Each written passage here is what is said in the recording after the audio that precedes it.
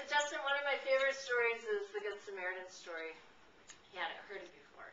And so I said, well, let me tell you a little bit about that, because the reason I like the story is because I think that Jesus uses the story to illustrate tolerance. The thing that I really like that Jesus does in his stories is he turns it upside down. So the expectations that you have about people in the story are not as they turn out to be.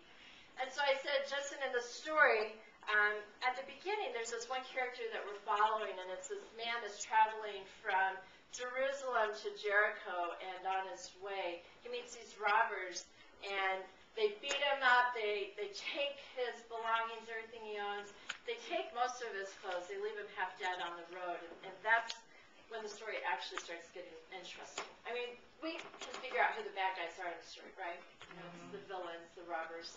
But I said, the next three characters are the people who are the most interesting. And I said, the first person that passes along this roadside is a priest. Now, we all have expectations of our pastors, right? Pastors are the do-gooders of our society. They give up everything that they have to make sure congregations are safe and well and fed and clothed. And this priest is walking alongside this road. He sees the man and then does the unexpected.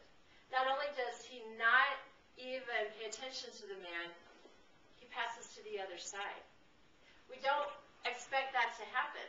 You know, there's some religious scholars that say that he participated in a ritual cleansing, and as a result of that, he wasn't able to do anything because of all of those religious rules regarding being clean religiously.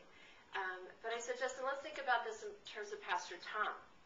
And I said, what would you do if you were watching Pastor Tom and you were like this little bird and you saw Pastor Tom approach somebody who was obviously injured, moaning and groaning, and Pastor Tom, instead of stopping to help this person, crosses to the other side. He was very concerned. He said, Pastor Tom wouldn't do that. You know, he wanted me to clarify the story for him. I said, no, okay, Pastor Tom wouldn't do that, but that's what it would look like if Pastor Tom did end up doing that. I said, but the story continues to get interesting. So the second person in the story is the Levite. And this Levite comes along and does the same thing. Sees the person, knows that there's somebody here who's not well, half dead. I mean, his condition is worsening at this point in the story.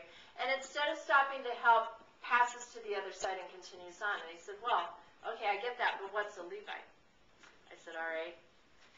I put it in terms of Omaha, and so you'll have to put it in terms of yourself. I said, imagine somebody from West Omaha.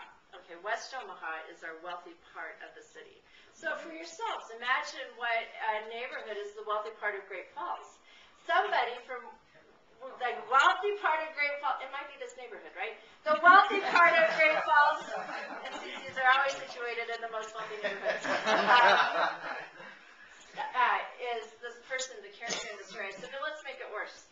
It's a teacher who lives in the wealthy part of Omaha. Because, you know, we also have expectations of our teachers, right? They're like pastors. They're the do-gooders of our society. They're the people that sacrifice all the time to fill their classrooms.